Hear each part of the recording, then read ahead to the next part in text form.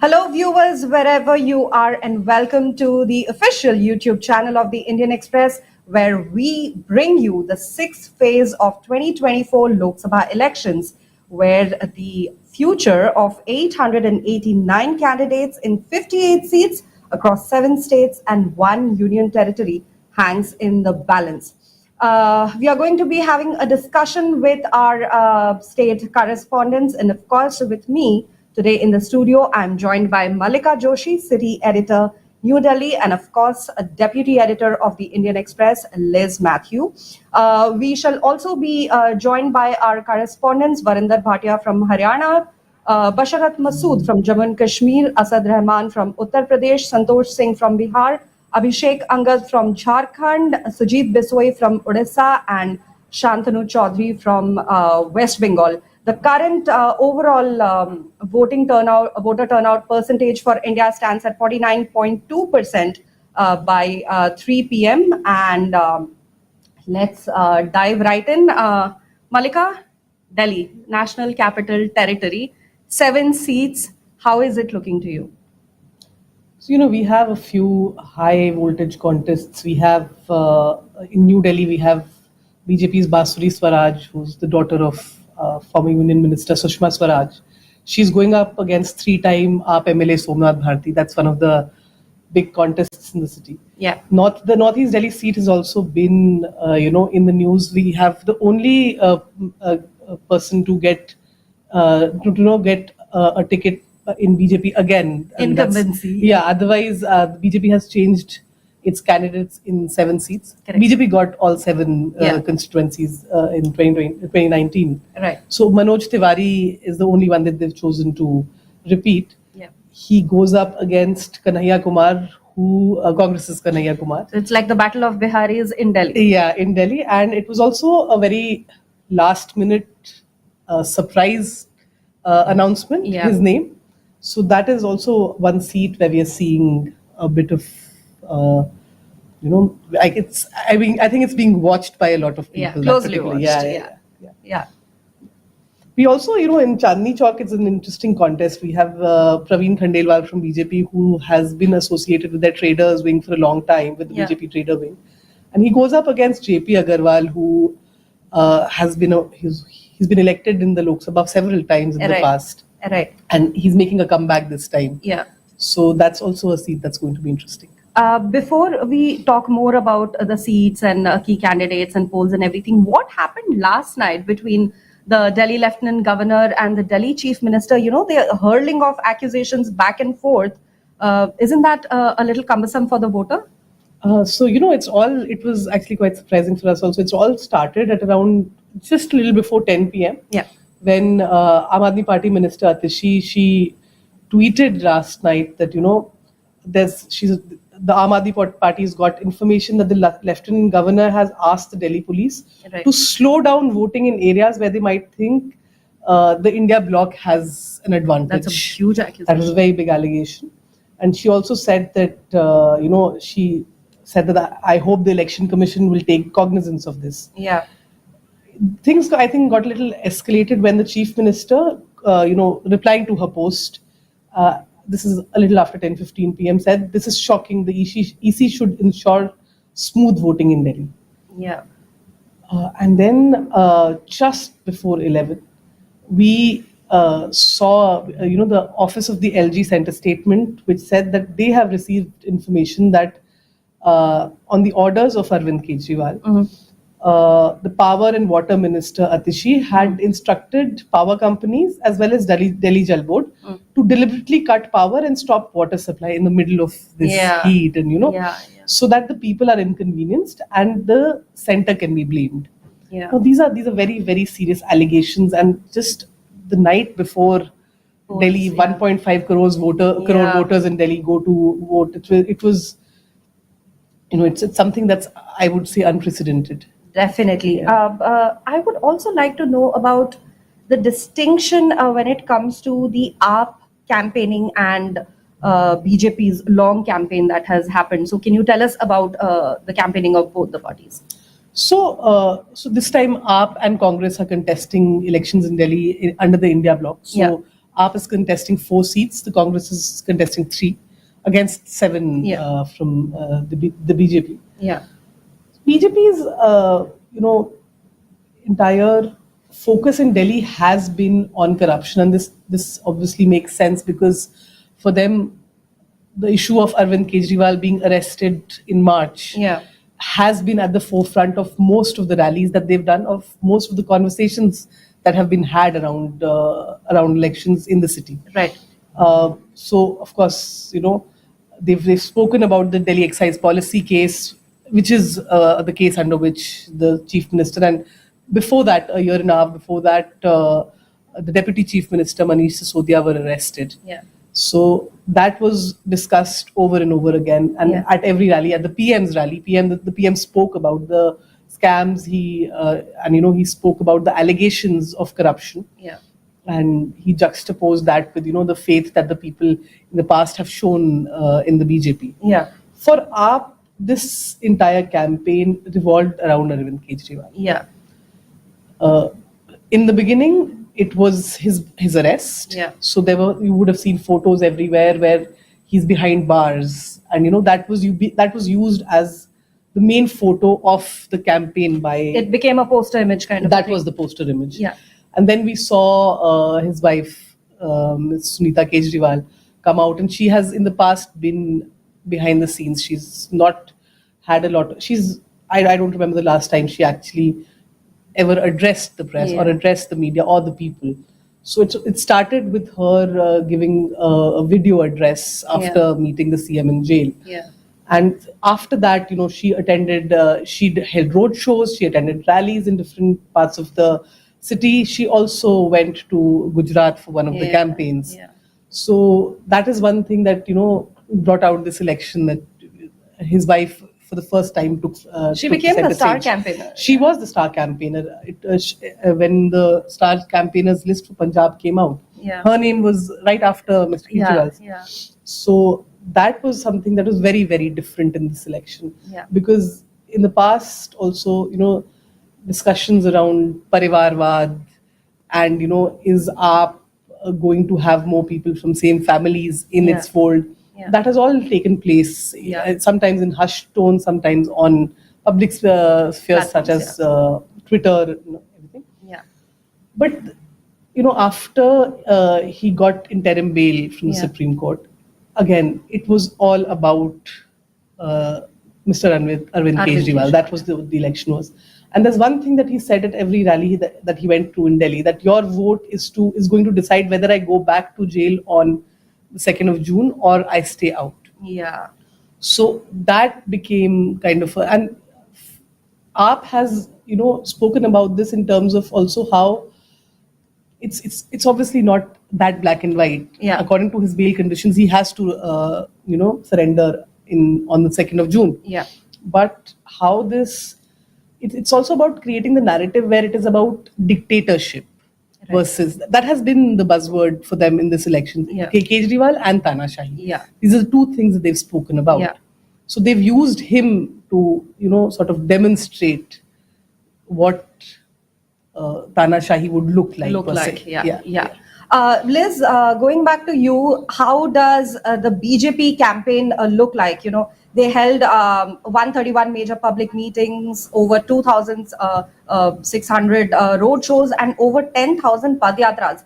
How is BJP looking at Delhi? Is it like that, for assembly, AAP can have Delhi, but when it comes to Lok Sabha, it's BJP through and through?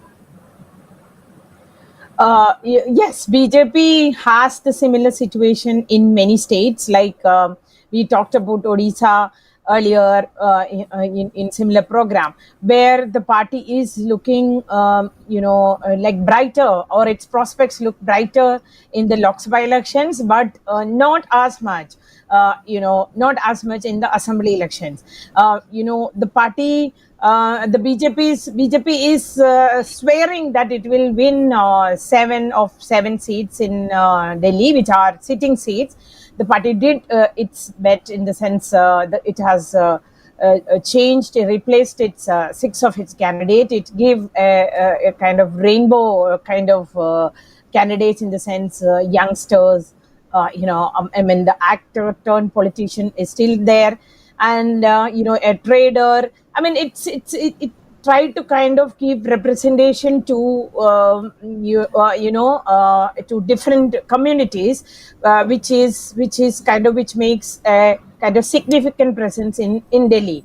That is one thing which kind of that is the thing if you talk about other states including Uttar Pradesh, which from where 14 seats have gone to polls today. The party's major issue is about the candidates selection. That is actually UP was kind of very sure for BJP, a very formidable state for BJP, but it looked like the candidate selection went wrong.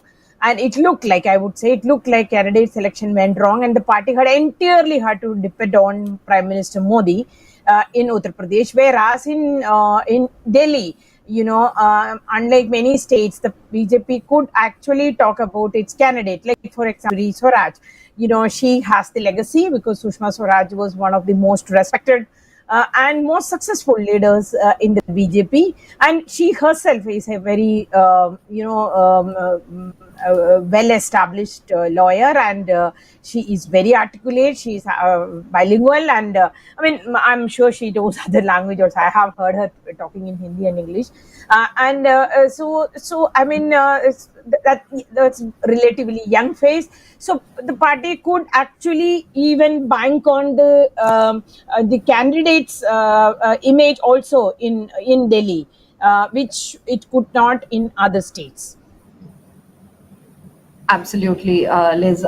Coming back to you, Malika, does AAP look at the Delhi elections right now as an existential crisis? Because uh, Delhi is their main bastion. That it is where the entire AAP story began, and now in the absence of a second in line of command, and now the chief minister poised to probably go back after his bail, is this a existential battle for AAP? So this election is extremely, I think, I would say that it's perhaps the one of the most crucial elections that AAP will contest in a long, long time, because the chief minister is out on interim bail. He goes back on June 2. The second in command, Mr. Manish Sisodia, has been in jail for over a year now. There are several other party leaders that are already in jail, or that have cases slapped against them. So at a time like this, a victory for AAP would really bolster what its support base essentially. You also have, whenever something like a crisis of this sort hits the party, the question is also always about how many of your elected representatives are actually going to stick with you. Yeah. And that has been something that has bothered the AAP with one of its ministers, the social justice minister, Rajkumar Anand, quitting only a few days after Mr. Kejriwal was arrested. Plus, at a time like this, just before the elections, before voting, a couple of, I think around 10 days or so before voting day, one of its Rajya Sabha MPs, Swati Maliwal, made very serious allegations of an assault against the aide of the aide, Mr. Bibhav Kumar, chief minister's. He's considered to be his right-hand person. Right.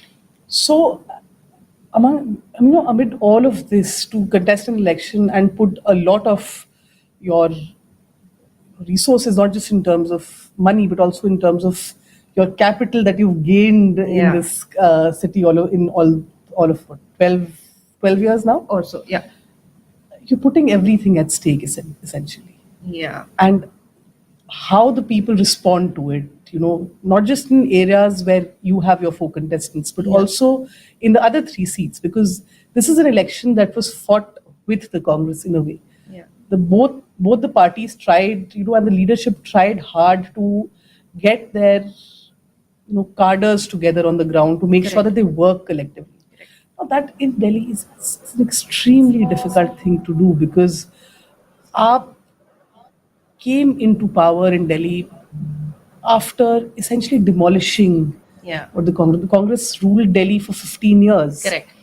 But it has taken the vote share that would have essentially gone to Congress Yeah. and built the party upon that. So for both the parties to come together in the city and try and fight elections together is it's a big ask, of course, but it's also very difficult because a few months later, so you will have the Delhi Assembly elections. That is January, February next year, in all probability.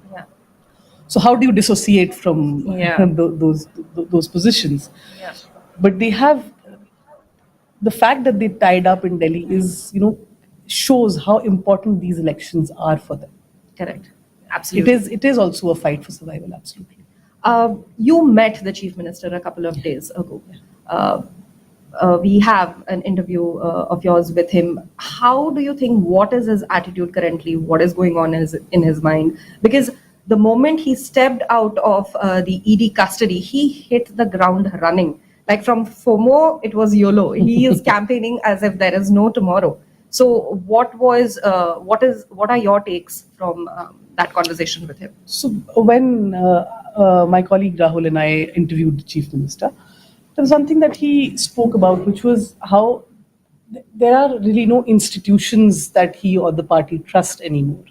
He spoke about how the judiciary is threatened by some leaders, how the EC is not, the election commission is not independent anymore. So it was pretty evident that, again, it is also something that the Aam Aadmi Party sees is, these elections as a fight for, to just see whether they can actually now survive in the next few months, because there have been several cases against them. And the courts have not really, sort of agreed to their arguments, that which is why none of them have got bail so far. When speaking about that, he said that PMLA is a law that will not allow you bail. So that's also something he spoke about. But his insight, which he also spoke about in the interview, was that he sees the BJP getting around 220, 230 seats. Okay. But why was because his assessment was that he's never really heard people speak about Tanashahi as much as he did in this election. So that is something that he thought would perhaps go in their favor, go in the AAP and the Congress favor. Circling back to the Congress and AAP alliance, like you mentioned, the 15 years rule, they were the ones who demolished it. And now from there, because this is what politics does to you, it's all a game of numbers. So how did the seat sharing arithmetic come up? So AAP is contesting on 4 and Congress on 3. It was a long, protracted discussion from what we have heard and what we've learned. The fact that AAP gave up 3 seats in Delhi, where the Congress does not have a single MLA, shows that it was actually very, very keen on this alliance. Right. That it actually gave up more ground than a lot of people believed that they had to. Because when the discussions initially started, they were talking about a 6-1 split or a 5-2 split. It was very surprising for some people who have studied the AAP over the years that they eventually settled on a 4-3 decision, because a lot of people believe that the AAP gave up a lot of ground and it did not necessarily have to. Right. Liz, you wanted to add on something to what Malika was saying.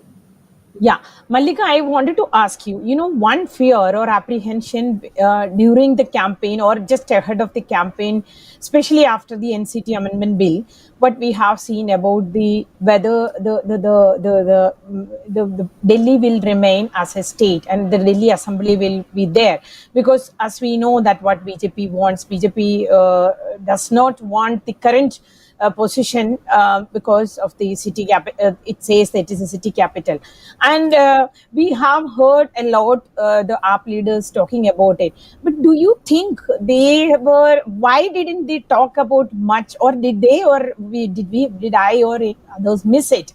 Why didn't they talk about it? Was Mr. Kejriwal concerned about it when when during the interview also, like if the BJP comes back with a very brute majority, or more than what it has in the Lok Sabha currently, what would be the status of Delhi Assembly? So Liz, this is actually a very, very big concern for the Aam Aadmi Party right now. And they have said it publicly. They have said that we've heard that the Delhi Assembly will be dissolved and it will go back to being a simple union territory. Which, with the amendment that they made to the GNCTD Act, the LG is essentially the boss of Delhi at present.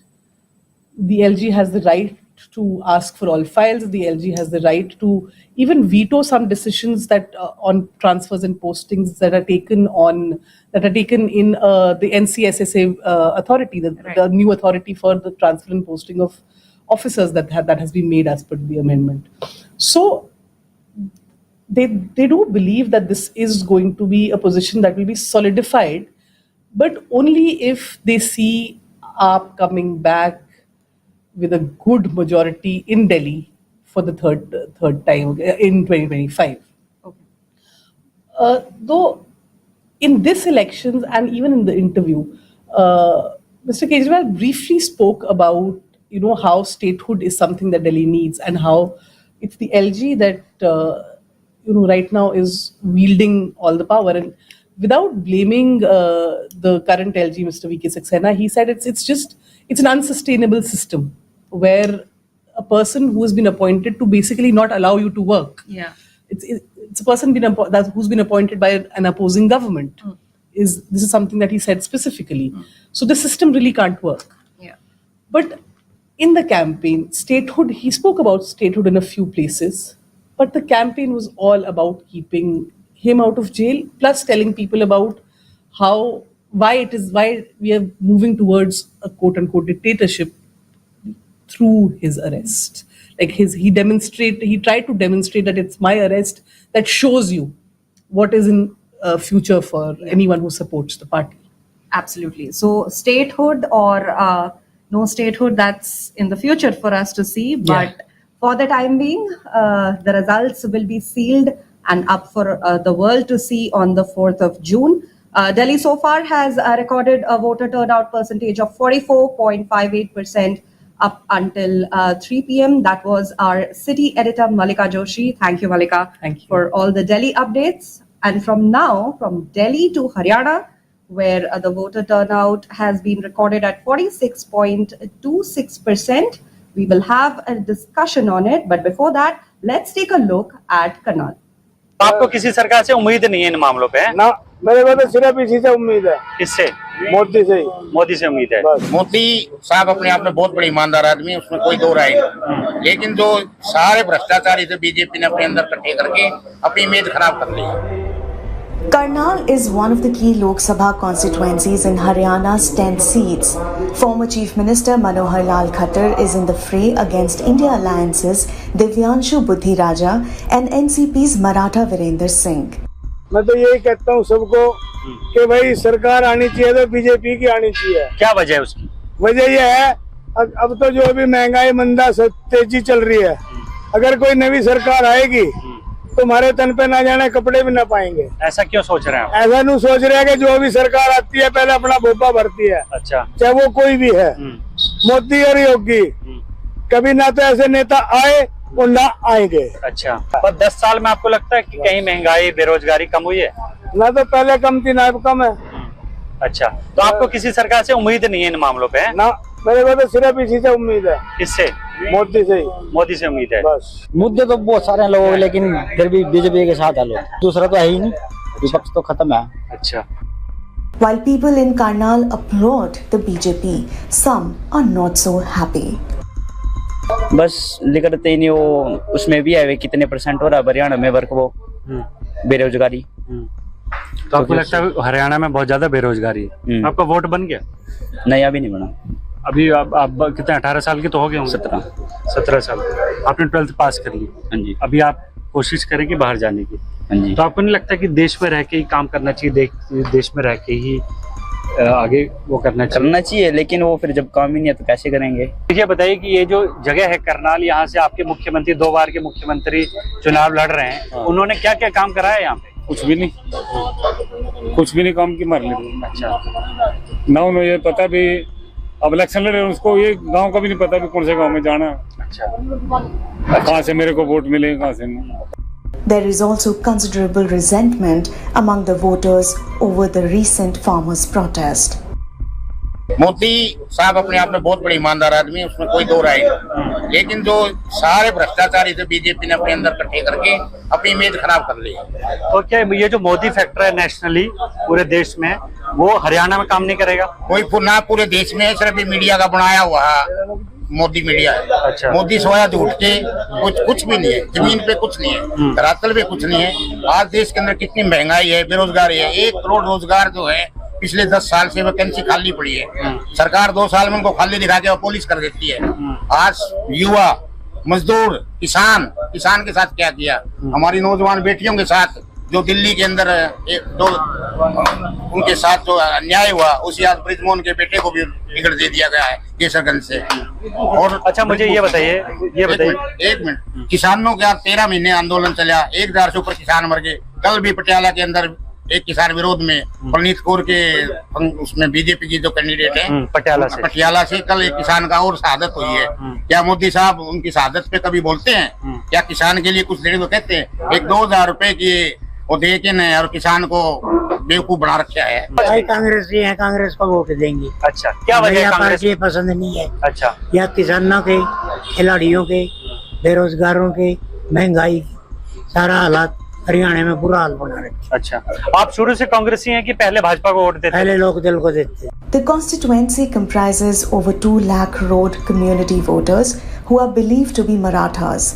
Their leader Maratha Virender Singh is one of the key contenders for this seat. हमारा करनाल का कभी भी किसी भी सांसद ने, किसी MLA ने कोई भी यहाँ का काम नहीं किया। यहाँ ना कोई स्कूल बनाया, ना कोई कॉलेज बनाया, ना कोई हॉस्पिटल बनाया, ना किसी ने रोजगार दिलाया, किसी ने कुछ भी नहीं किया। मुख्यमंत्री तो आपके यहीं के थे।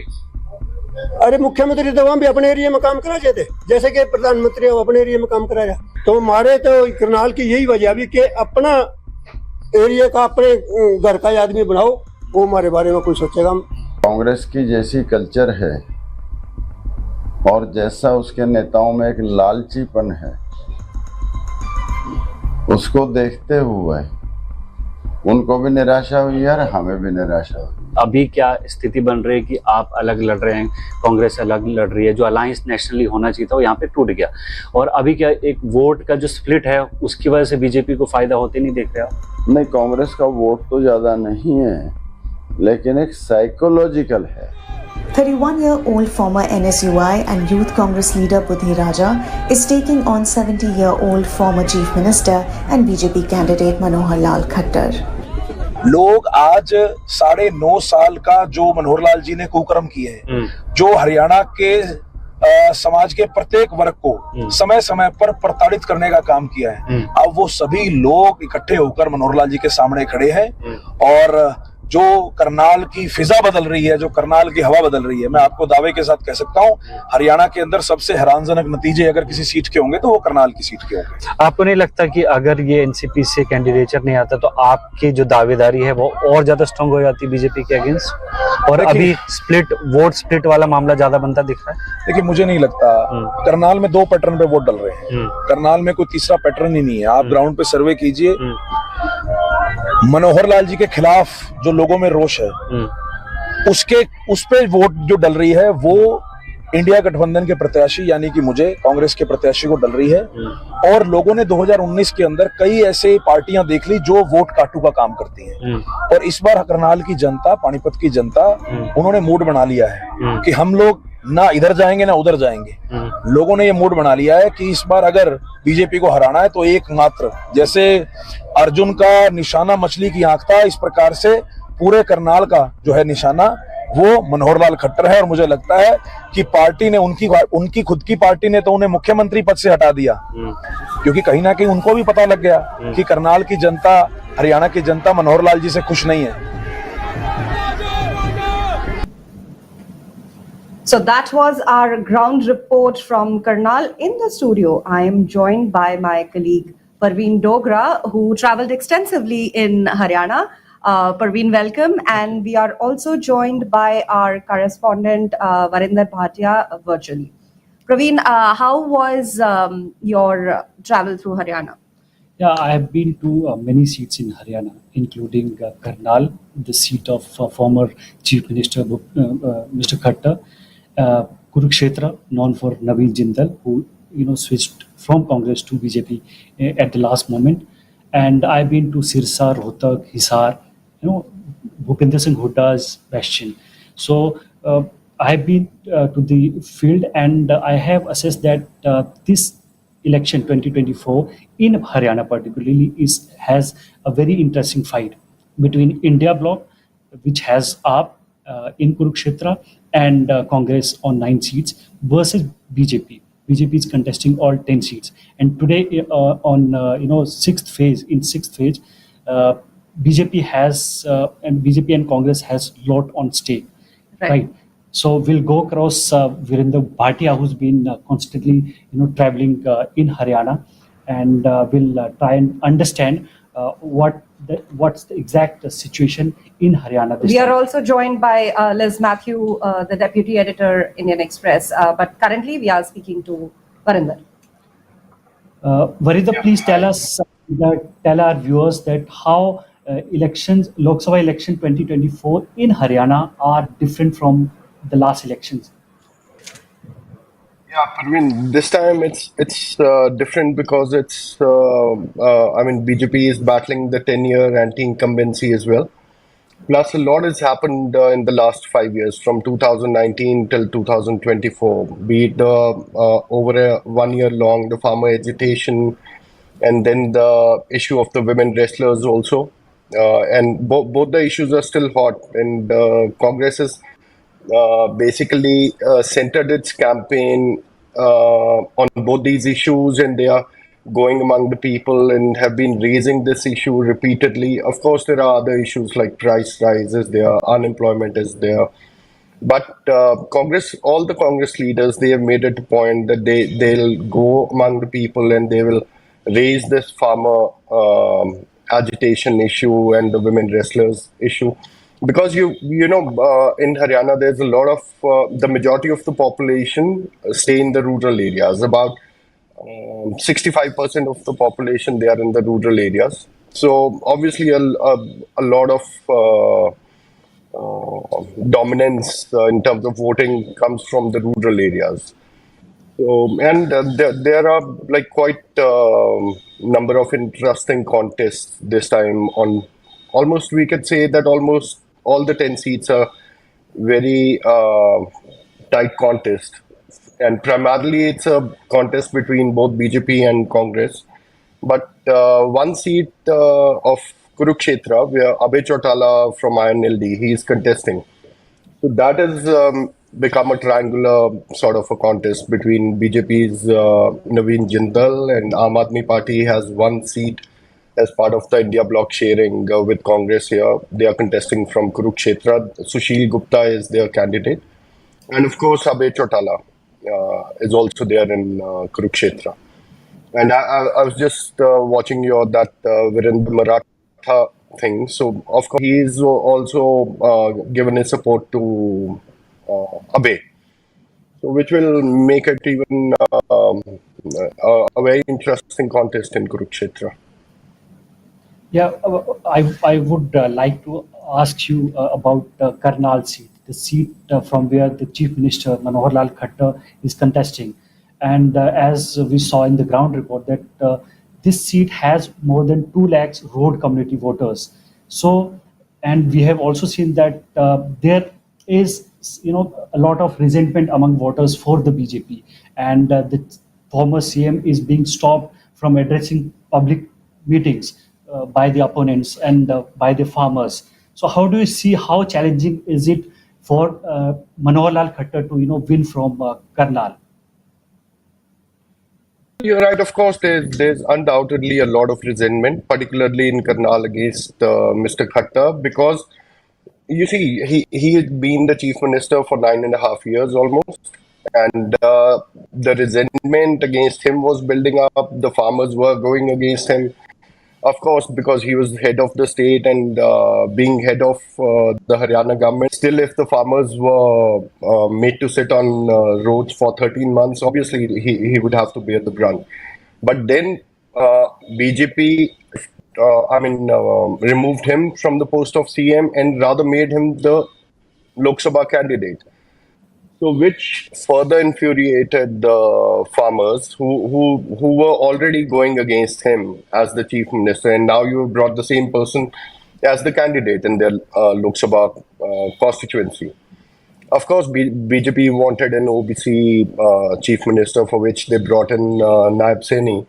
But Congress is trying to pitch this thing against BJP that Mr. Khattar was removed because the party had sensed that there was a lot of resentment against him, and if they had gone with him as the chief minister into the Lok Sabha polls, it would have damaged their prospects.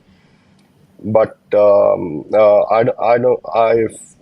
I don't know why BJP made this move, because Karnal seat in 2019, from where Sanjay Bhatia contested, Karnal and Faridabad were the two Lok Sabha seats where their candidates had won by a margin of more than 6.4 lakh votes.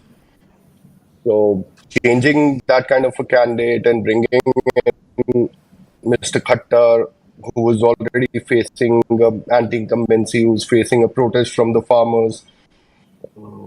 Frankly, I couldn't understand why BJP made this move. Okay, Virender, stay with us. We'll go across to Liz and we'll try and understand how damaging it has been for BJP. The move they removed CM Khattar at the last moment. Yeah, Last it was moment a very ahead last of- minute change. Yeah, ahead of Lok Sabha election. So has this been damaging for the BJP, and how deep is the damage, because we are witnessing so much resentment, protests against BJP in Haryana. Or we could say, Liz, that it could be a smart move because, Haryana might be looking at assembly polls 6 months down the lane, maybe. So is it more damaging, or is it a very much needed course correction? What are your thoughts? See, Manohar Lal Khattar is one chief minister. Since he took over the second time, he came back. When the party did not win the clear majority, but joined hands with the JP. Then that time, since then, we've been hearing every 6 months. Especially those people who are in the BJP beat used to be told that Manohar Lal Khattar is here, so he's going to be replaced. So, he survived all those rumors and speculation, and he continued. And the last minute, there was a change. Of course, there's, more than that, how much damage it has created in the Haryana BJP, that I'm sure Varinder will be able to tell you. But, I will tell you certain things. One, I wanted to ask also Varinder.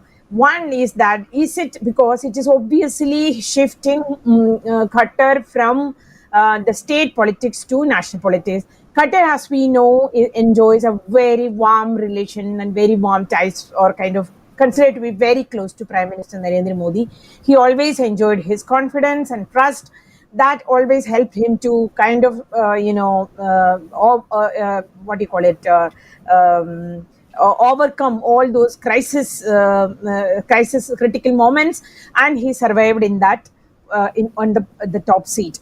One thing is that, why? Because there are of course we know that nationally BJP President JP Nadda is about to retire, in the sense to his term ends in June, with the election. So the party will have to have a new party president. So there is no official word on it. There is no conversation officially in the party, but in the party circles and the corridors of power have been abuzz with this conversation, this talk that Khattar could be in the to be considered for the top post in the party.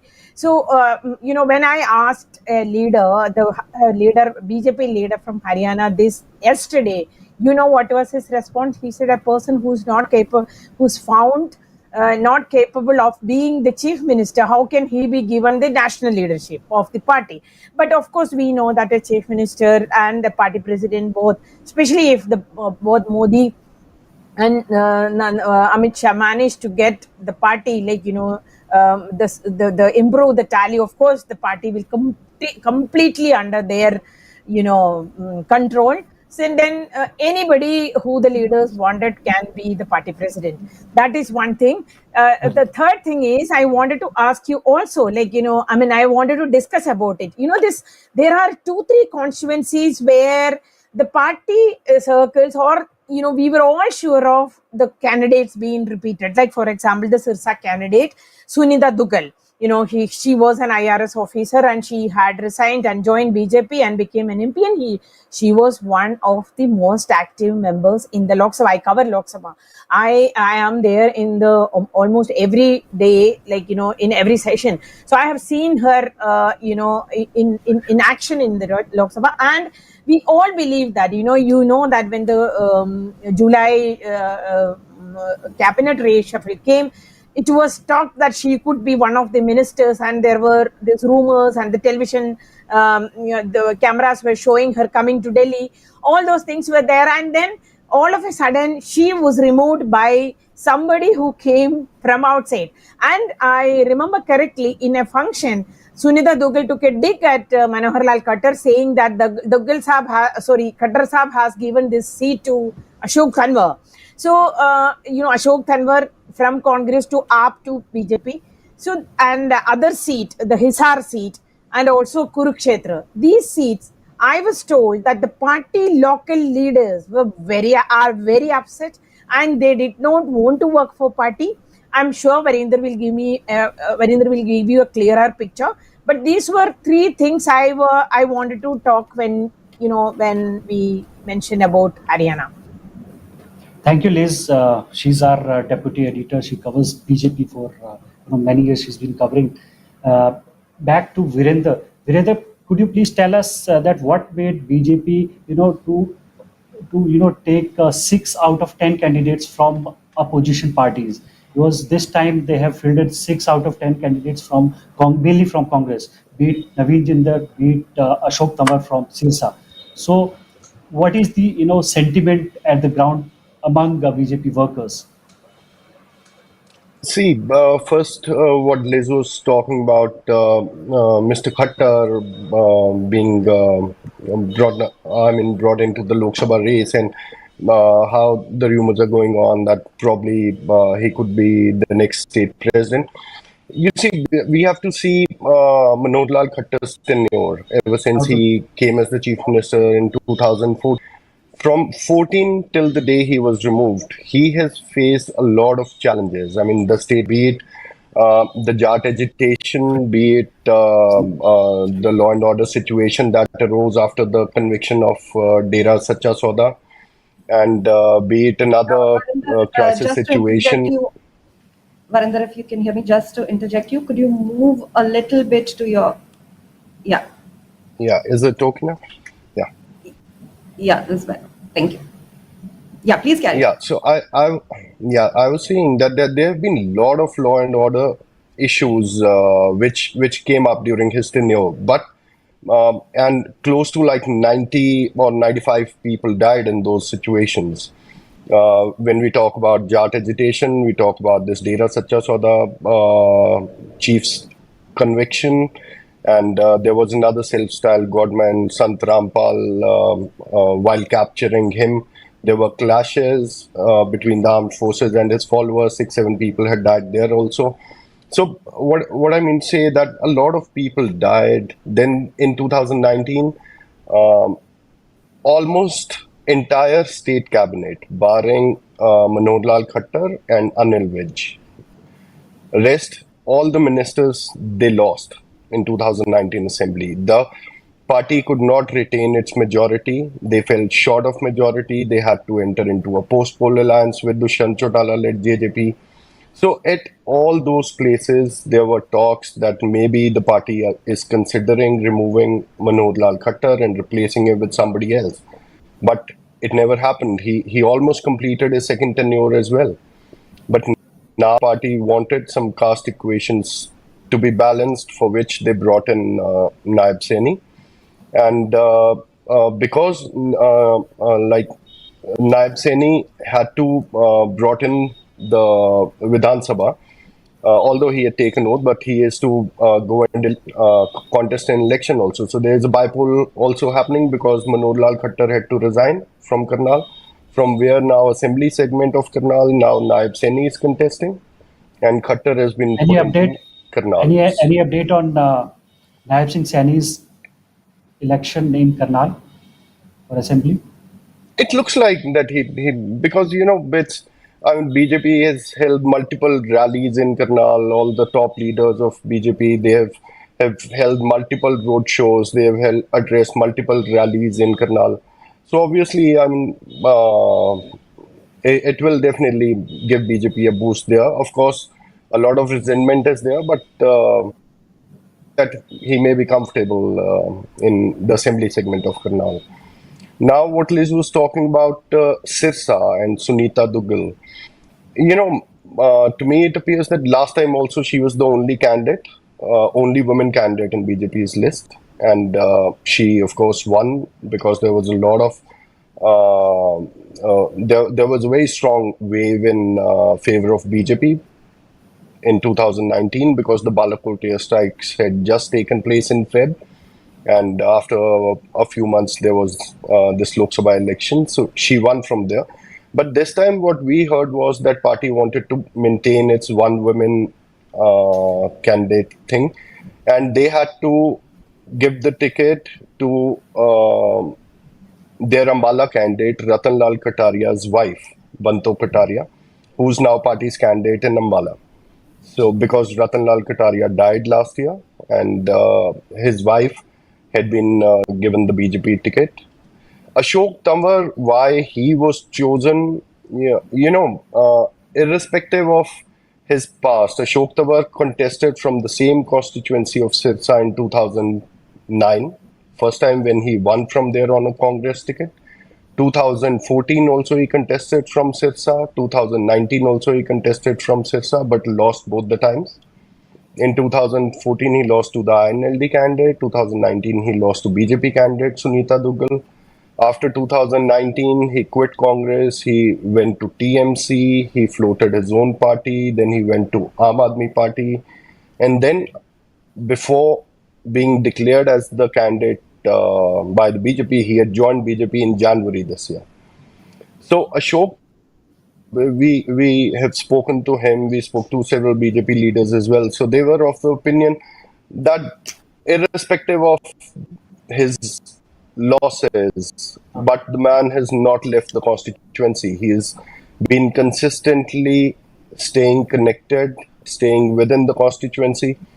So probably BJP thought that if they don't want to field Sunita Duggal again, so and Ashok Tamwar has just joined, so probably he could be a better candidate. We also have several BJP leaders that there were some internal surveys conducted. Okay, one last there question. were some surveys that showed that probably. Yeah, please go on. Yeah, one last question, and then we'll go to another state. We have seen the re-emergence of Bhupinder Singh Hooda camp in Haryana politics ahead of assembly election, which are just few months away from now. How do you see the re-emergence of Bhupinder Singh Hooda, his say in ticket distribution, and his his camaraderie or his political rivalry with Kumari Shailja in Sirsa? Briefly, please. See, of course, Bhupinder Hooda has got a kind of a free hand in getting the tickets for all his loyalists here. But this time they have the Congress party has also balanced the caste equations very well as compared to 2019. And as far as Kumari Shailja is concerned, she's been confined to her own seat while Hooda had been campaigning for all the other candidates. Of course, he had not gone to Sirsa. When I asked him about the reason, he said, it's the candidates who invite me or who ask me if I'm required in the key candidate constituency. So, but if Shailja asks me, but I've been campaigning very strongly for all the other candidates across all the 8 seats. Thank you for the update, Varinder. That was our Deputy Resident Editor, Varinder Bhatia from Haryana. And before we move on to Odisha, Parveen, let's take a look at who are the key players in all the seats of 7 states and union territories. Voting for Phase 6 of the 2024 Lok Sabha election will be held on Saturday, which is the 28th of May, in 57 constituencies across 7 states and union territories. All 10 constituencies in Haryana will go to polls along with the national capital, Delhi. Additionally, 14 seats in Uttar Pradesh, 8 seats each in Bihar and West Bengal, 6 seats in Odisha, 4 seats in Jharkhand and 1 seat in Jammu and Kashmir will be contested in this phase. Let's take a look at some of the prominent faces in fray.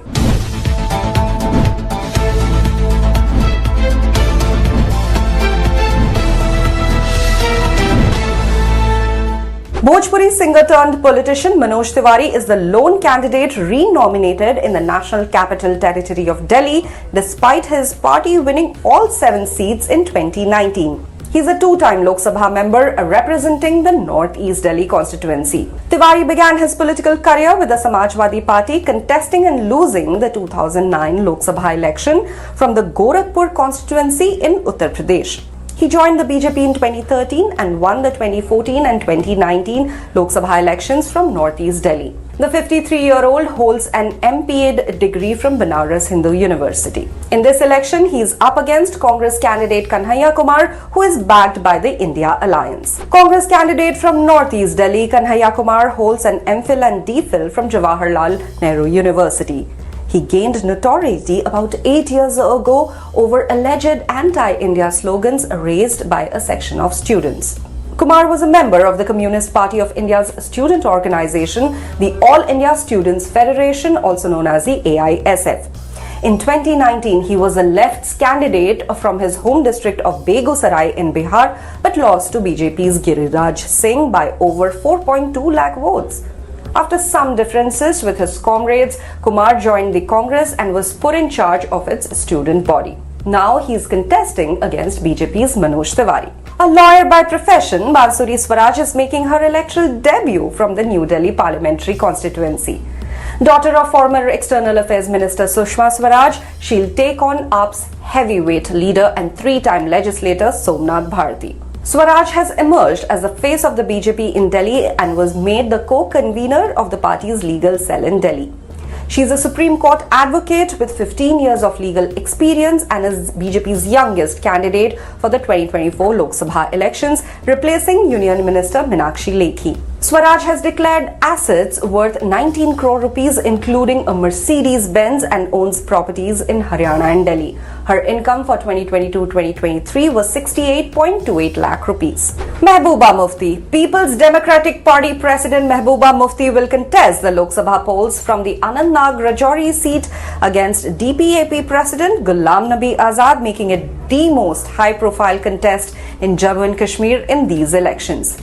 The Anantnag seat used to be a PDP bastion before the 2022 delimitation. The 65-year-old Mufti won the seat in 2004 and 2014 before the scrapping of Article 370.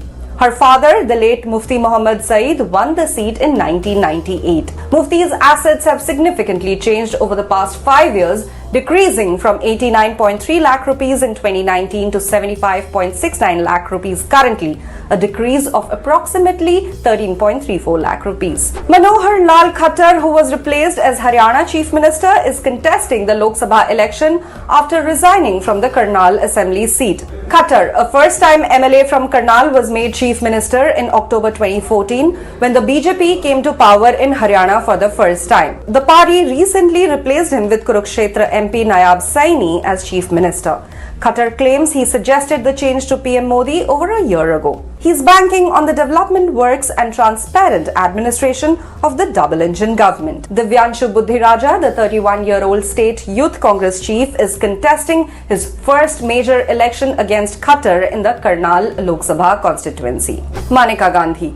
Seasoned BJP MP and former Union Minister Maneka Gandhi is contesting for her 9th term in the Lok Sabha from Sultanpur, which is located 100 kilometers east of Raebareli, a Congress stronghold. At 67 years of age, Maneka, often referred to as Choti Bahu, began her political journey in 1984 by challenging her brother-in-law former Prime Minister Rajiv Gandhi in Amethi. She then replaced her son Varun Gandhi. At the epicenter of mineral-rich Western Odisha, senior Union Minister Dharmendra Pradhan is engaged in a close fight at the Sambalpur seat of Odisha. While Pradhan is pitted against Pranab Prakash, also known as Bobby Das, the organizational secretary in the BJD and officially the number 2 in the party, this makes an intense battle. What remains at the back of the mind of both is the fact that in the last 2 parliamentary polls, the fate of the winning candidate was sealed by a narrow margin. Dharmendra Pradhan contested in Odisha last from the Pallohada assembly seat in 2009 when he lost to BJD's Rabi Narayan Pani. Subsequently, he has been twice elected to the Rajya Sabha. Before 2009, Pradhan was elected to the State Assembly once from the Pallohada in 2009 and to the Lok Sabha from there. So that was our key candidates look for all our viewers. And now we are joined by our Odisha correspondent Sujit Bisoi and of course, Deputy Editor of the Indian Express, Liz Matthew. Sujit, can you hear me? Yeah, hi. Hi. So we have 6 Lok Sabha seats along with 42 assembly seats in Odisha going to polls today. Bhubaneswar, Cuttack, Dhenkanal, Keonjhar, Puri and Sambalpur. Tell us what are the key fights and who are the key players? See, the sixth or the penultimate phase, which is going on today, is the most crucial phase as far as Odisha election is concerned, because most of the key players like Union Minister Dharmendra Pradhan, BJD's organizational secretary and number 3 in the party, Pranab Prakash Das, then BJP's combative TV face Sambit Patra is up against former Mumbai Police Commissioner Arup Patnaik in Puri. Then in Bhubaneswar, BJP's national spokesperson and a former IAS officer Aparajita Sarangi has been contesting against commercial pilot and son of a former Congress veteran Manmat Rautrai. Basically, and another key constituency going for all this in this phase is Cuttack, where 6-time MP Vatruari Mahtab, who has been switched to BJP this time, he has been contesting against former Aditya Birla top executive Santrupt Misra in Cuttack. Absolutely. Also, Sujit, I would like to ask you that the Pandyan factor has been a big talk during this election. You have been attending the campaigns, you have been attending the rallies of both the BJP and the BJP. Apart from the Pandyan factor that the BJP keeps on harping upon, what are the other issues that they are touching upon? See, for the first time in Orissa, other the issues like corruption, development, governance are not the key factors based on which this election is being fought, because the principal opposition, because the election in Orissa or the fight in Orissa is basically it's a bipolar fight in almost all constituencies, barring a few seats in southern Orissa, where the Congress has some presence, but otherwise it's a bipolar contest between BJD and BJP in most seats in Orissa. And BJP has been raising the issue of Odia Smita, targeting Pandyan or his emergence in the party and in governance. So Prime Minister Narendra Modi, who has addressed 3 rallies so far, is leading the charge of attack against Pandyan. Even on 20th May, when he last addressed a meeting in Orissa, he targeted Pandyan, saying that the keys of Ratna Bhandar has been. He held responsible Pandyan for the missing keys of Puri temple's Ratna Bhandar, the treasure trove. So Pandyan is basically the key issue right now in Orissa politics, other than issues like governance, development. Absolutely. So the Prime Minister talking about the missing keys of the Ratna Bhandar could have been a big talking point in Odisha politics. However, that moment was cut short by a foot in the mouth moment from Sambit Patra, right, about how Lord Jagannath Yeah. is the Bhakt of Modi. Moving on to Liz here. Liz, the Prime Minister, like Sujit said, the Prime Minister visited Odisha thrice in the last 20 days, trying to woo the electorate for the Lok Sabha seats. Should we say that? Liz, can you hear me? Yes, I said the number of his visit itself is interesting, isn't it? Because the It is. Prime Minister has visited I think more than a dozen or more than 1.5 dozen in Maharashtra.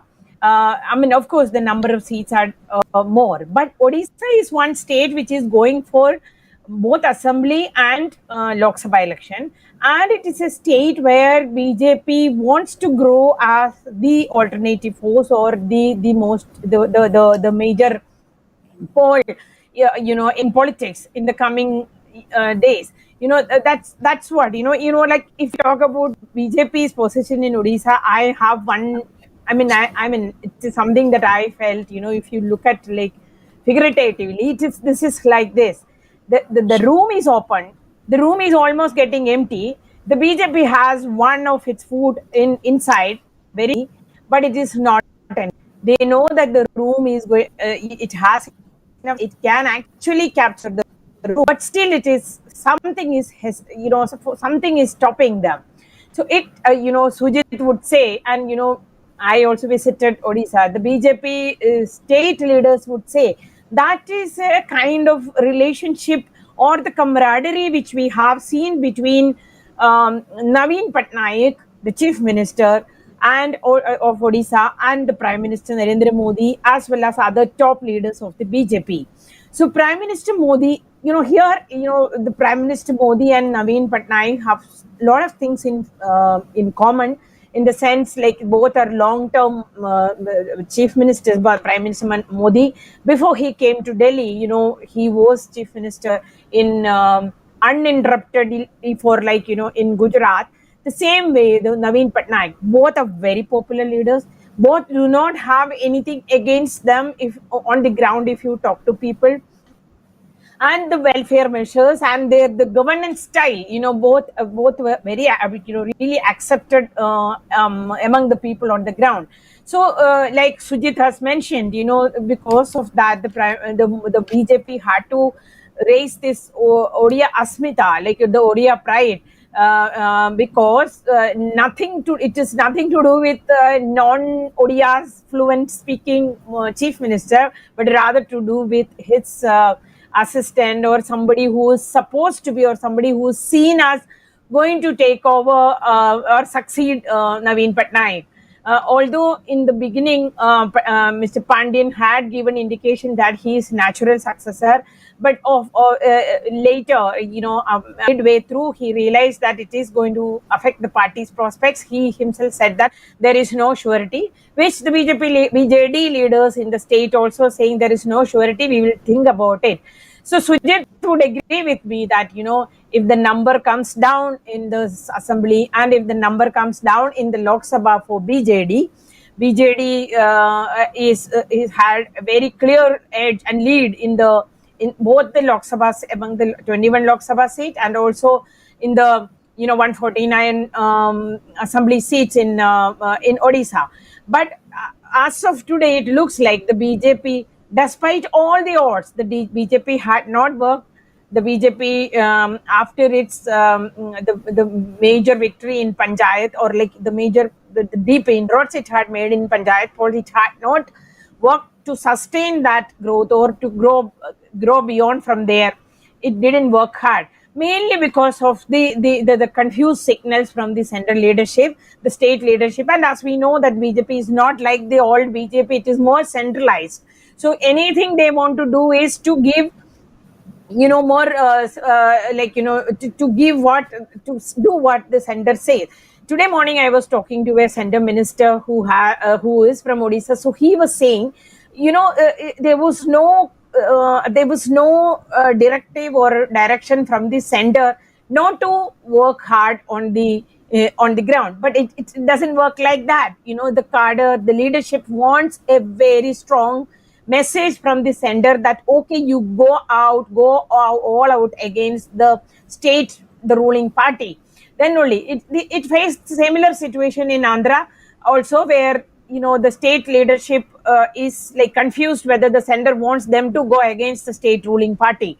So these are the things which, when we talk about Odisha, that comes to our minds. But I would like to ask Sujit here, this Pandian factor was, of course, there since the beginning. The people were talking about Pandian thing. Of course, there was a lot of anger and a lot of anxiety among the people that were the Pandian vote. But does it some kind of, in the last few days or the 1 week, kind of, the Odisha electoral scene was taken over by these controversies on Lord Jagannath. Whether one is whether Prime Minister Modi is a Bhakt or Prime Minister Modi is Jagannath, Lord Jagannath is Prime Minister's Bhakt, and the keys of Lord. Do you think that it will have an impact on the election and the candidates' prospects there? Well, ma'am, basically, caste and religion factors never matter in Orissa politics. But for the first time, BJP has been very vocal about the issue of Jagannath, which is the most revered god in Orissa, and they are raising an issue, something like they are basically blaming the BJD and Pandian, BK Pandian for missing keys of Ratna Bhandar. So Jagannath has never been an issue in Orissa politics. So it needs to be seen whether it will work this time or not. But one thing is sure that BJP has been trying to make inroad out of the anger which has among. If we will be correct to say among the educated voters or the aware voter or the youths against the emergence of Pandian in states politics and governance. That will definitely benefit BJP, but about Jagannath temple, whether it will help them or not, it needs to be seen, because Jagannath has never been an issue of politics in Orissa's election. Is the political landscape changing? After BJP's, after Prime Minister's charge against Pandian about this missing keys. Yes, I know. The where the people start not looking at what the government did, or but rather than the emotive issues. Odisha has always voted, like you said, on development and governance issues. Yeah, but this Ratna Bhandar issue was actually there. People were aware that the keys are missing since last 6 years, ma'am, and this didn't affect the BJD's prospect in last many elections. So I don't think it will work this time for the BJP. Okay. So there is a saying in Odia that goes loosely translated into English that Lord Jagannath belongs to all. He has never been a point of contention, at least politically, so far. Liz, there's one more thing that I would like to ask you when it comes to Odisha specifically. You spoke to Dharmendra Pradhan, and largely it is known that the Western Odisha is sort of a weaker point for the BJD, but in Sambalpur today for the Lok Sabha seat, Dharmendra Pradhan is pitted against Bobby Das, who's a heavyweight BJD player. But Pradhan has been a little rusty when it comes to elections, because last time he fought from Palloda Assembly seat in 2019 and now 2024. So, and at one point in between, he was also touted to be the BJP's CM face. So, how do you see Pradhan's prospects in terms of the Lok Sabha seat, in terms of Odisha politics, and in BJP? Yes, of course. Pradhan, after his initial attempts from the, one successful and two unsuccessful, he has been an organization man. He has been Rajya Sabha MP. and this time the Prime Minister said that all these Rajya Sabha MPs should go and contest the elections. So that is how Pradhan was on. And also more than that, before even Prime Minister mentioned that, Dharmendra Pradhan had indicated that he would like to contest and he would be contesting this time. That it was seen as an indication to BJP leadership's efforts to install him as the face of the BJP in Odisha in the event of Naveen Patnaik retiring or BJD fading. So of course, the Naveen Patnaik factor always weighed heavily for the BJP itself in its political decision in the state. But this time it was slightly different. The Prime Minister Narendra Modi himself attacked Naveen Patnaik, and in an interview with the Indian Express, even Dharmendra Pradhan has asked, where is Mr. Patnaik? He's the chief minister missing. So that factor, of course, that a leader who is there going to be there for for 24/7 for you is what the BJP is trying to say. And of course, Pradhan has bright chances, but there are other leaders, as we know that there is Baijayan Panda, who's also contesting, who has come from BJD. He's also trying to be, also he's also he also hold very high position in the BJP, and he has been involved in the organizational activities in the last few years. He's been national vice president. And he's unlike other vice presidents who are not very active, but just for the sake of vice president they are there. He was one of the most active in the organization work for the BJP. So of course, but as you mentioned, Dharmendra Pradhan has has a very clear edge in this. Also because I think Sujit would be better in clarifying it. I think this Bobby Das is facing a lot of internal issues from the BJD. I could hear some people talking about it, which could lead Dharmendra Pradhan winning the state, the Lok Sabha with a very very significant majority. So in that case, that also will play it in his favor. But for the state politics, I mean, I don't know. If, from what I have seen and what me and Sujit have discussed, I do not think that BJP is still in a position to take the state government or take state government leadership, although they have a edge for the Lok Sabha. Sujit can Right, basically Liz, like you, yeah, that remains to be seen on the 4th of June as to how the Sambalpur seat pans out. That was Sujit Bisoy, our correspondent from Odisha. The state is also witnessing polls in 42 of its assembly seats. And now moving on from Odisha to up north in Uttar Pradesh, we are joined by our correspondent Asad Rahman. Asad, can you hear me?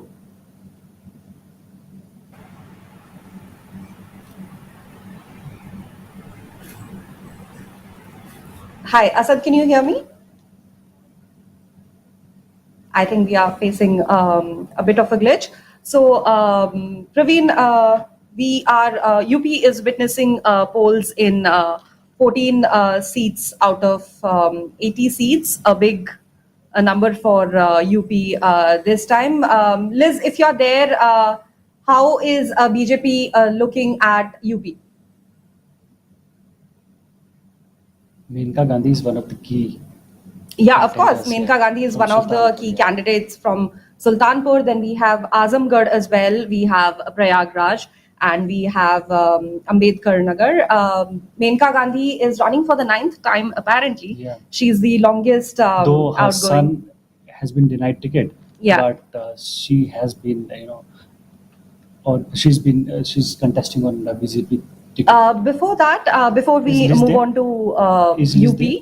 I'm not sure, but before we move on to UP, let's take a look at what our leaders have to say.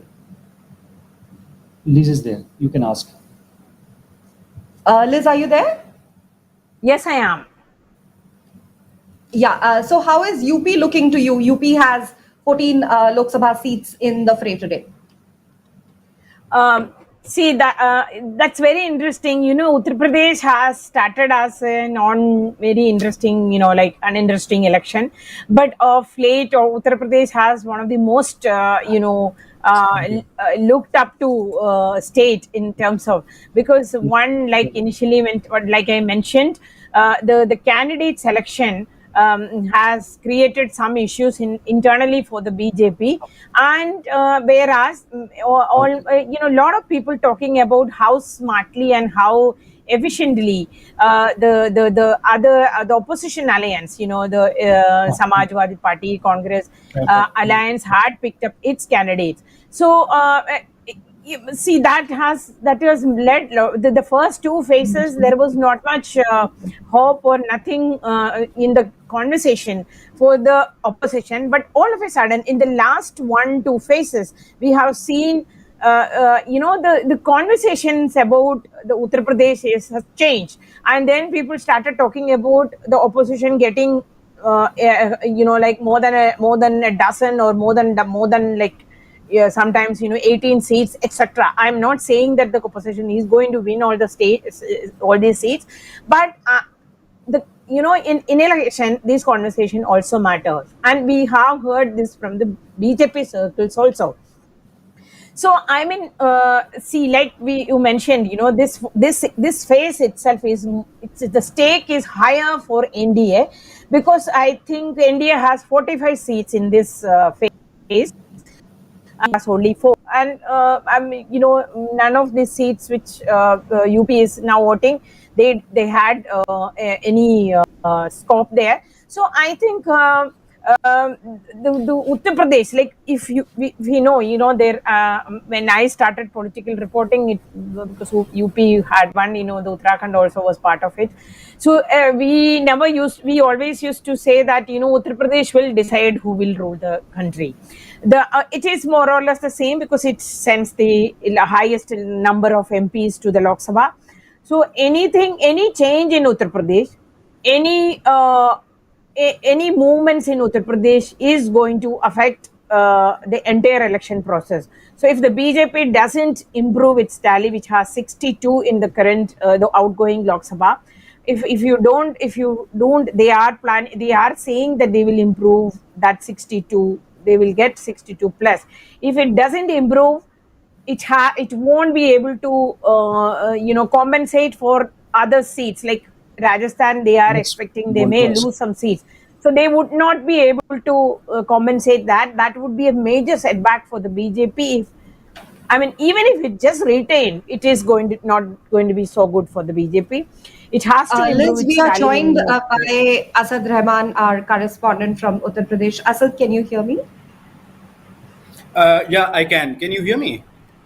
Yes, I can. So, Asad, there are 14 seats from Uttar Pradesh in fray. Tell us, what are the key fights? What are the key battlegrounds? Some of the key constituencies which have voted in today's phase include Azamgarh, which is being contested by Akhilesh Yadav's cousin, Dharmendra Yadav. So he's up against BJP's Dinesh Lal Niraua, who's also a Bhojpuri film actor. And the fight in Azamgarh is somewhat interesting because in 2022, the SP's Dharmendra Yadav had lost a bypoll to Bhojpuri actor Dinesh Lal Niraua. So that way, this seat is a little interesting, even though the SP is claiming that because it has brought on its side one of the key Muslim leaders in Azamgarh, who had contested the bypoll on the BSP symbol and had garnered more than 2 lakh votes in that election.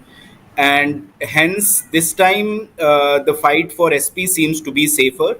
Then other interesting seats include Sultanpur, where BJP's 9-time MP Menika Gandhi is up against Samajwadi Party's Ram Bhuval Nishad. And interestingly, BJP top leaders Amit Shah and Prime Minister Narendra Modi have both not campaigned for her in this election.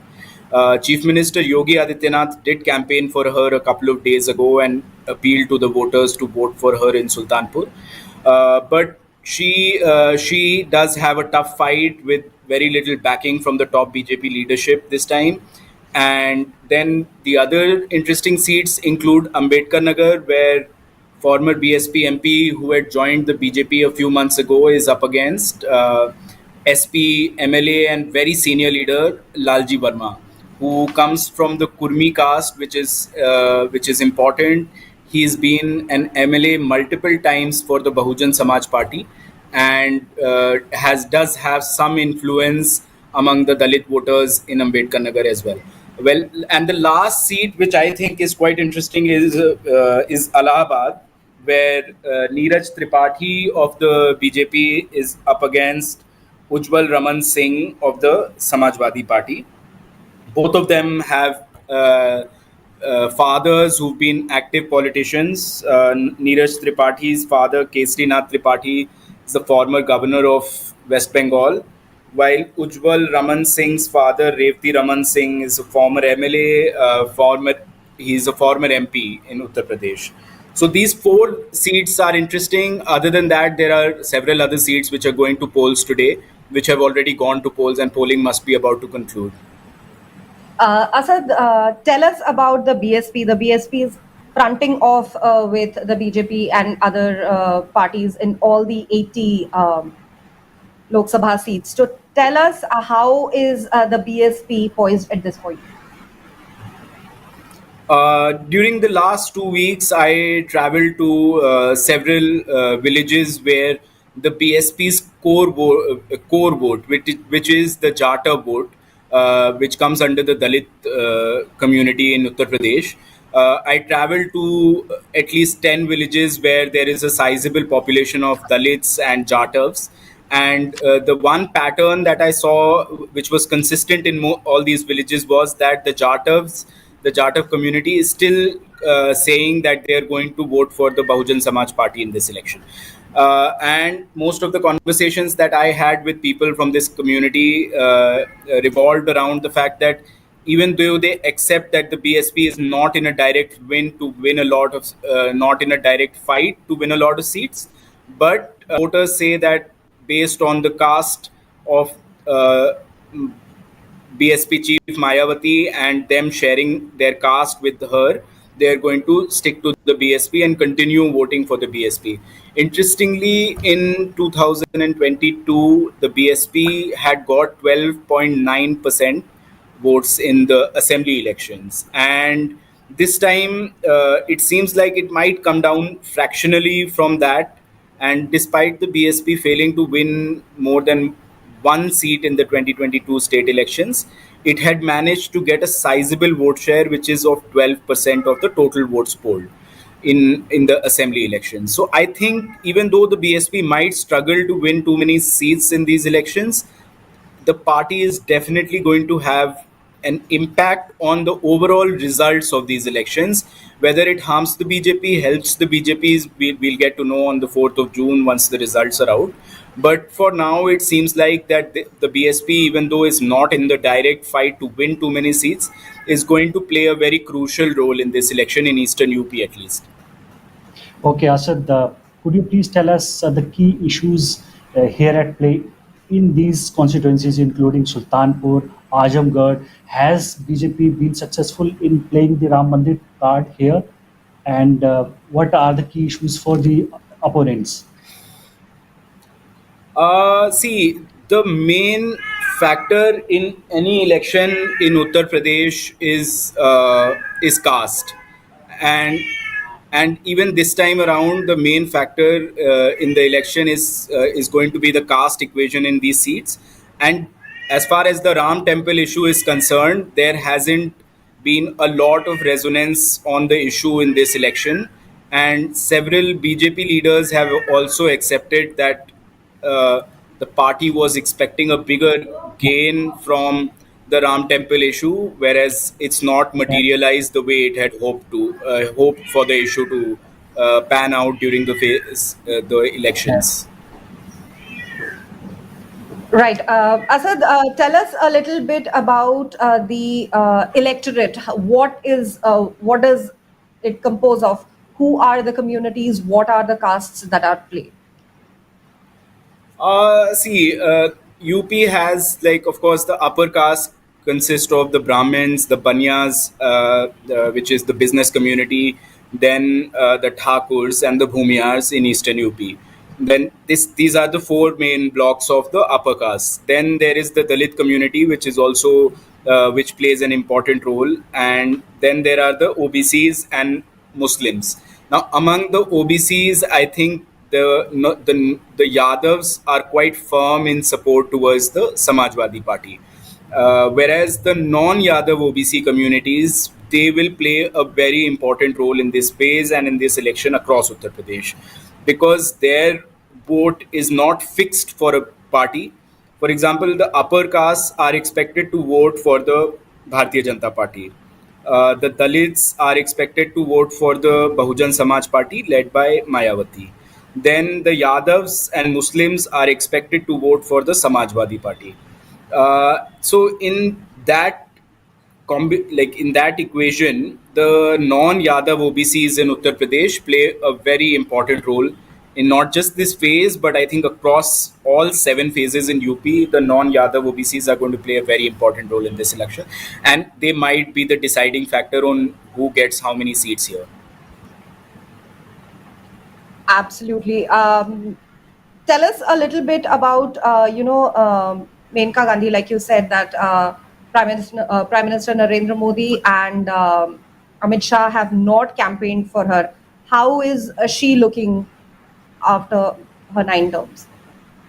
Yes, it is a tough fight for her. There is a sizable Nishad community in Sultanpur. Nishads are the community that are traditionally associated with being fishermen or boatmen in UP and across the country in North India. So the SP has fielded Ram Bhuval Nishad, who's a local leader, and he is going to take on Maneka Gandhi, who is also now who sort of put on who's sidelined the issue of the Ram temple and is also reaching out to the Muslims in Sultanpur, because the Muslims are in a sizable number in Sultanpur, and Maneka Gandhi, the 9-time MP, is reaching out to the Muslim community to get their votes and to get their support. So even her son Varun Gandhi has campaigned for her. He has been denied a ticket. He had contested the 2019 Lok Sabha elections for the BJP from Pilibhit, but this time he has not been given a ticket, and his mother has been given a ticket from Sultanpur. So it will be a tough fight for Maneka Gandhi, and whether she emerges victorious, we will see with time. But it is definitely an interesting election in Sultanpur with Maneka fighting to win another term and go to the parliament once again. Right. So Uttar Pradesh has so far registered a voter turnout percentage by 3 p.m. At 43.95%. That was our correspondent Asad Rahman. And thank you, Asad. And of course, Liz, our deputy editor from the Indian Express. Thank you for joining us. And now we move on to our next. Another very interesting state. Definitely another very, very interesting state, West Bengal, where we are joined by Shantanu Chaudhary. Shantanu, can you hear me? I can hear you. Shantanu, first up, what is happening with the poll violence in West Bengal this morning? Well, since the morning, there was largely no violence at all. Until 12 or 1 p.m., the Election Commission has received nearly 400 complaints, but there wasn't any major violence. However, as the day progressed, we came to know a large number of incidents of violence, and mostly concerning the BJP candidates. The first, it was the Jharkhand BJP candidate Panot Tudu. He was chased away by the villagers and was also injured by the stone pelting, and he, along with his another security personnel, was also injured and was seen bleeding from the head, and they were rushed to the rural hospital where they are being receiving treatment. The BJP candidate alleged that the TMC had instigated the villagers to attack the BJP candidate. However, the TMC leader and State Minister Chandrima Bhattacharya refuted the claim and said that the BJP candidate, along with the security personnel, had attacked a women voter in one of the polling booths in Garbeta area of the constituency, which led the villagers to protest against the BJP candidate. This was one incident that has taken place in Ghatal, and since the morning, we are seeing that the BJP Tamluk candidate, who is a former judge of Calcutta High Court, a high-profile candidate, Abhijit Gangopadhyay, has been facing protests from the a section of the voters and the section of the TNC supporters while visiting the polling booths. At first, he was faced with "Go Black" slogans, and later some villagers also staged a protest against him inside a polling booth. And also Gangopadhyay, who happens to be a very known face across West Bengal and is contesting the election on a BJP ticket, also entered into a vulgar altercation with one of the voters, and he also alleged police inaction during the protest, and he is now at present sitting on a dharna at Moina against the police for not taking any kind of action to stop the poll violence. And again, another BJP candidate from the Ghatal, and he was also faced protest from the villagers, and his convoy was stopped. And following that, a clash between the TMC and the BJP workers took place in Ishpur area, which turned violent after police and security forces uses batons to disperse the mob. Later, a large number of people gathered there, burned tires, and put up a road blockade, which caused a law and order situation in that area. However, and also the BJP candidate from Mednipur, Agnimitra Pal, who happens to be BJP MLA now contesting the election for the Lok Sabha, was also faced protest by the section of the voters. So far, what we are seeing that the BJP candidates are mainly the target of the villagers or the TMC's supporters and workers in this sixth phase of Lok Sabha polling. However, as I said, that polling percentage has been very high.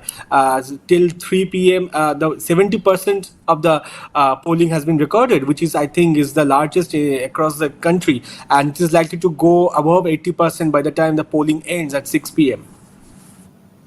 Before I ask you about about Bengal's consistent higher polling percentage over the last 6 phases that we have seen, I would like to circle back to, apart from Tamluk, what are the key constituencies and what are the key fights? Yes, apart from Tamluk, there is a battle of the TMC and BJP MLA going on in Mednipur.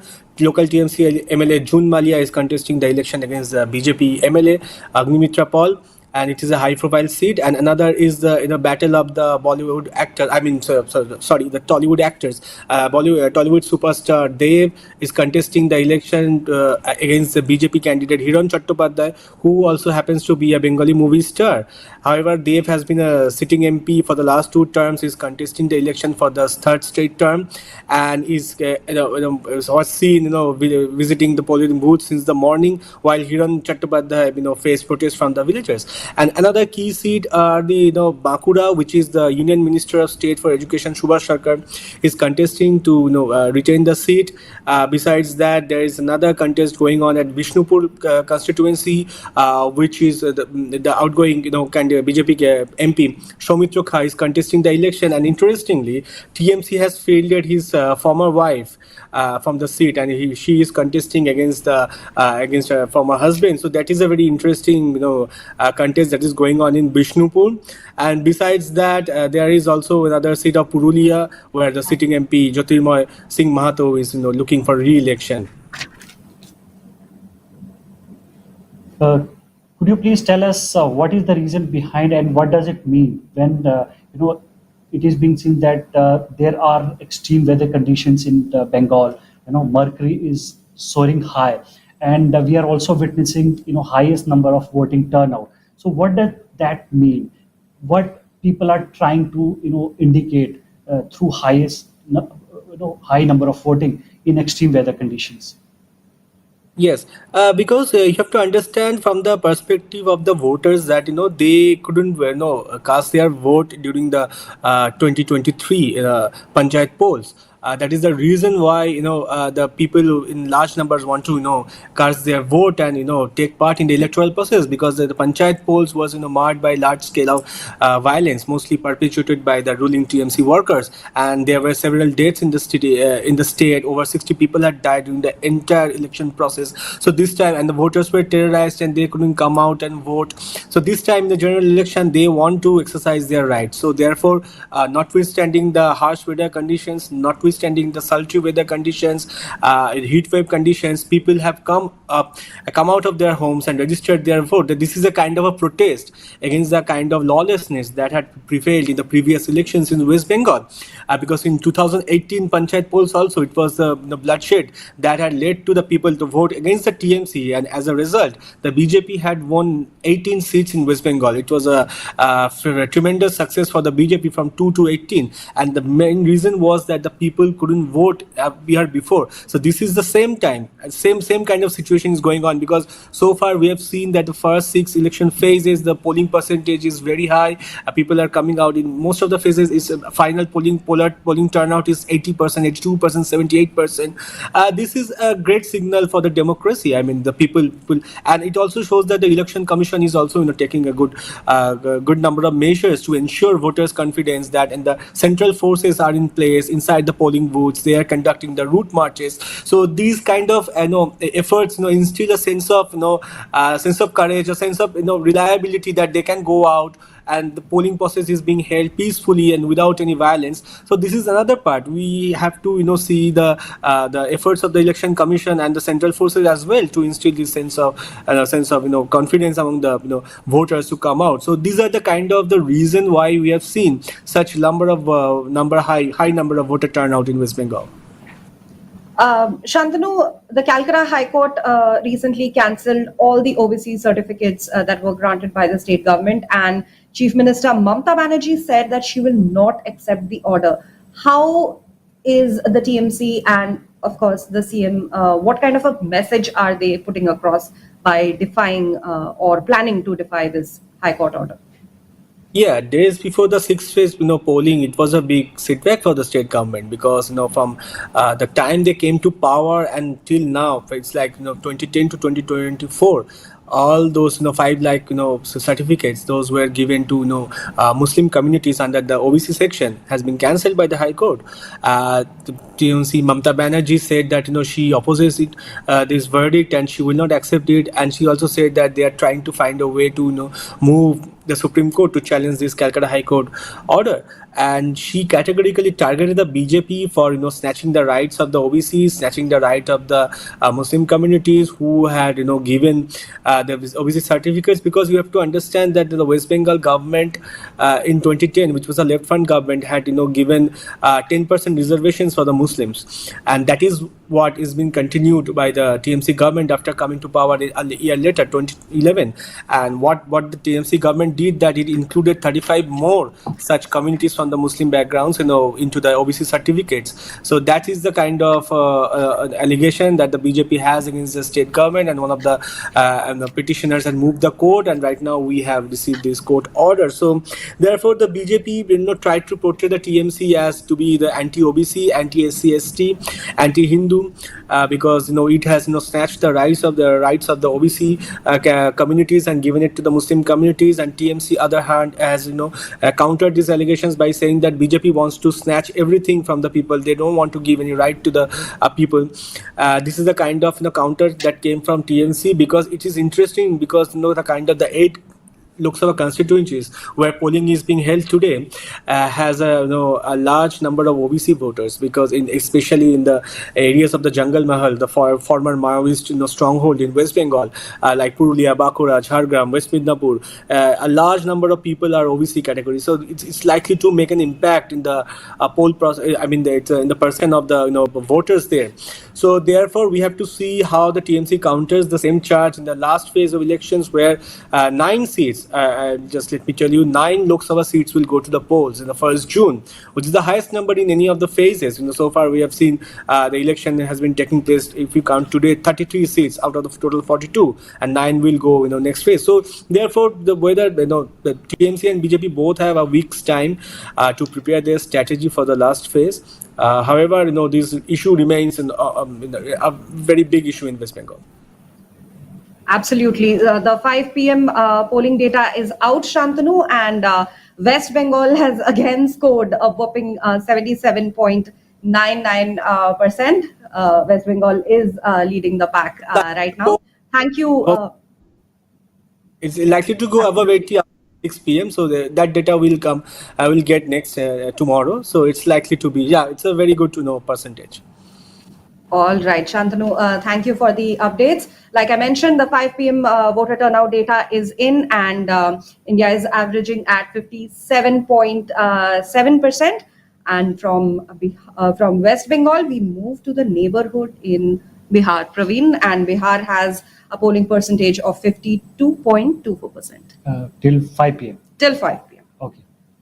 So in Bihar, 32 seats have already been voted, including today's 6th phase, and 8 more to go in the last phase, that is on June 1st. So today, Gopalganj, Maharajganjpur, Paschim Champaran, Purvi Champaran, Siwan, Sihor, and Vaishali and Valmiki Nagar have voted. These seats have voted. We are joined by Santosh Singh, another senior journalist from Indian Express. Thank you, sir, for joining us. First and foremost, who are the key faces in the 6th phase in Bihar, and what are the key issues they are contesting upon? Just a correction in the beginning. You said Maharajpur. It is Maharajganj. Maharajganj. Maharajganj. 8 seats. The prominent players, I think there are many, at least 5. If I start from, West Champaran, you have former, BJP state president Sanjay Jaiswal, and then his former agriculture minister from East Champaran, the neighboring seat. The 2 BJP leading personalities there, and then you come down to Sivhar, lovely Anand, once former MP and who is also known as Muslim politician, Anand Mohan's wife, who was also an MP. She is contesting that seat. She is one important player. And now we come to the Vaishali, which is called the mother of Republic, world's first republic.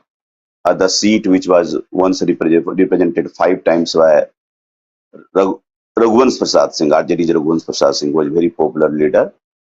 This time, RJD has given ticket to Vijay Kumar Shukla, alias Munna Shukla, who enjoys the image of being a influential strong man of the area, and he's up against the seating LJP Ramvilas MP Veena Devi. I think that's it. And then you have Janardhan Singh Sigriwal, former Bihar minister and sitting MP from Maharajganj, and he's up against son of Congress Rajya Sabha MP, also the Bihar Congress state president Akhilesh Prasad Singh, Akash Kumar Singh. I think these are the key players in this phase. Yes. Okay. So among all these 8 seats, one seat that stands out is Siwan, from where Shabuddin's wife is contesting. What are her prospects, and how is the caste dynamics over there? Well, that's a very interesting seat. From 96 to 2009, it was represented by Mohammad Shabuddin. And after that, she has been, it is her 4th chance. She has been trying for last 3 times as RJD nominee, this time as an independent. She may or may not win, but she is a very important player, and she could decide the fate of RJD candidate or the JDU candidate. JDU has fielded Vijay Lakshmi Kushwaha and RJD former Assembly Speaker Avadh Bihari Chaudhary, a person who used to thrive under the leadership of Mohammad Shabuddin once. Now I just tracked the did a sort of campaign trail of Hina Sahab. And so how she is going through the village, how she has the potential of cutting into the upper caste votes, of course, Muslim votes. So she has been an independent, yet a very big factor in a Siwan election. Okay, Yes. sir, this Lok Sabha election 2024 is being seen as Tejaswi Yadav versus BJP. This is not India versus NDA. So how are you seeing, how are you witnessing the emergence of Tejaswi Yadav in Bihar politics? That's very true. If you talk of India bloc, Tejaswi is the only leader from Mahagathbandhan. Rahul Gandhi had just come here once during the election. Before election, of course, he had come. He held 3 rallies on a single day. Then, of course, Mallikarjun Kharge came. And Jairam Ramesh once and some leaders or other. But Tejaswi, he crossed over 200 public meetings so far. And he has problem in his back, he's wearing the lumbosacral belt. And yet, of course, it has been the BJP. You have put it very rightly, not Tejaswi versus Nitish Kumar. I would rather say it is Tejaswi versus Narendra Modi. I will take it to that level. You get the big crowd in only 2 rallies. Either it is Prime Minister's rally or Tejaswi's rally. Prime Minister is, of course, being Prime Minister, being the lead face of the NDA alliance, of course, is getting big crowd. But Tejaswi is getting big crowd because of the opposition face, because of talking about just one thing, that is jobs. When he just utters the word job, and the huge roar from the crowd. So he has already emerged a leader in 2020 election itself, when India bloc, then Mahagathbandhan, it was not called India bloc, Mahagathbandhan got 110 seats. They were only 12 sort of simple majority then.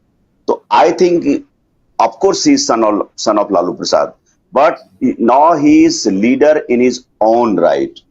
He knows where to take a pause, where he will get the clapping. So now he has also learned the theatrics. He's not as good as his father had been at theatrics, but now he has learned the art of public speaking. So, of course, you said it rightly. It is Tejaswi versus. The crux of this is he has been able to split youth constituency of Narendra Modi, which very proudly then Modi used to speak, more so in 2014 elections, of course, and then of course subsequently in 2019 election itself. So yes, he has been able to add jobs to the social combination of MY plus. Okay, one last question from you, sir. How do you see Nitish Kumar's, has he lost on his loyalty? Will he be able to retain his voters in Lok Sabha election after his, ever-changing stance, ever-changing, switches to BJP? These switches have not made difference. We have seen this is his 4th, 5th switch. He was in NDA and in all combinations he had been the chief minister throughout. I think in 2014 there was triangular contest in Lok Sabha, yet he got 15.7% votes. Now you see, I'm talking about Nitish Kumar. So I think he would be still, even in his, now he's working in sunset of his political life.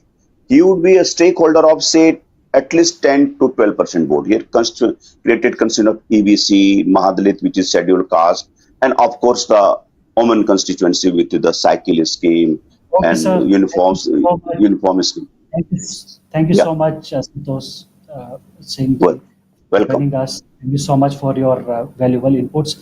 Now we are moving on to up north. We are moving on to Jammu and Kashmir, where with the last 5 seats that Jammu and Kashmir is witnessing polls in, the Anantnag Rajouri seat.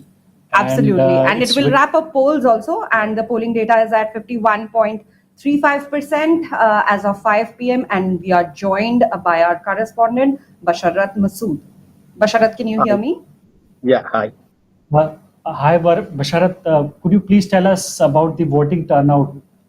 How has it been in the sixth phase? Right now, we are seeing up to 5 p.m. the official voter turnout has been at around 51%, which is considerably much higher than what we saw in 2019. In 2019, the voting percentage in Anantnag constituency and Anantnag parliamentary seat was just 9%. So it has already been 42% up. But then we have to also see one thing, that this constituency, the Anantnag parliamentary constituency, right now is, after delimitation, has been two districts from Jammu region, which is Poonch and Rajouri. Parts of Rajouri have been added to it, and generally there's high voter turnout in Rajouri and Poonch. So that very factor has definitely increased the voter turnout for this constituency. But overall, if we see the three districts of Valley, which comprise of this Anantnag parliament seat, we have seen a considerable increase this time from the last time. From 9 up to, we are expecting the Valley, three districts of Valley will poll around 40 to 45% votes, which is much higher than 9% that we had polled in 2019. Even before, if we talk about elections before 2019, the polling percentage in Anantnag right from 99 has never been above 30. It has been around 27, 15, 17, at max 29 in 2014. Yeah. So this time there has been considerably a huge turnout as compared to past. Okay, so this is the seat from where former Chief Minister Mehbooba Mufti, Ghulam Nabi Azad, all these faces are in the fray. So what are the key issues on this seat in Jammu and Kashmir? Let me Ghulam Nabi Azad is not contesting. He had announced that he will be a candidate from this seat, but then at the last moment he withdrew, and in a second rung leader, Dr. Advocate Salim Perry, has been fielded from the DP Azad's party. But yeah, Mehbooba Mufti, who has been the former Chief Minister of Jammu and Kashmir, she is the candidate, and there we have also a senior Gujar leader of National Conference, Mia Altaf. He's also a leader. Besides that, we have Apni Party has also fielded a Pahadi leader. So it's a key battle. It is a very stiff competition between these Apni Party, People's Democratic Party, and National Conference. But the main battle is expected to be between Mehbooba Mufti and National Conference, Mia Altaf. As far as the key issues are concerned, like in Valley, the mainstream political parties, like whether it is National Conference or it is People's Democratic Party, for them the key issues this election has been the abrogation of Jammu and Kashmir special status and all the issues flowing out of that, like land security, job security, identity, and all that. So these political parties have been clearly during their campaigns, they have been telling to their voters that while they acknowledge the developmental issues, but this election is essentially about identity, essentially about the basic rights of the people, essentially about the demographics and Article 370. So that's the key issue here in the Valley seats. In Jammu seats, because both the districts, Rajouri and Poonch, Poonch is absolutely Muslim majority, and Rajouri also has considerable Muslim majority. So even in those areas, Article 370, the abrogation of special status of Jammu and Kashmir, is the key issue. Besides that, the other issues are like unemployment, which is a pan Jammu and Kashmir kind of an issue, then land security, these and then other like electricity has become a big issue in these elections also. So we see the major issues are about Article 370 and identity and land and job security. Then there are smaller developmental issues that have been also been raised with the voters as well as the leaders in these elections. Basharat, before we wrap up, there has been this unprecedented voter turnout in Jammu and Kashmir. We have seen it throughout phases, even in Ladakh. And, there is a slight hint that the valley may also witness assembly elections in the near future. We don't have any information or date on it, but in the near future. Do you think that this unprecedented voter turnout for Lok Sabha seats is like a curtain raiser for a similar kind of a thing that might happen during the assembly elections also? Yeah, of course. What we generally see in Kashmir, that whenever there are parliamentary elections, the voter turnout is considerably less than that of the assembly elections.